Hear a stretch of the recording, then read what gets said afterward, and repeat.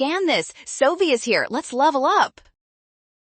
Scarcity looks simple, but one word flip can wreck the answer fast. Watch this quick breakdown and you will spot the correct economics definition immediately.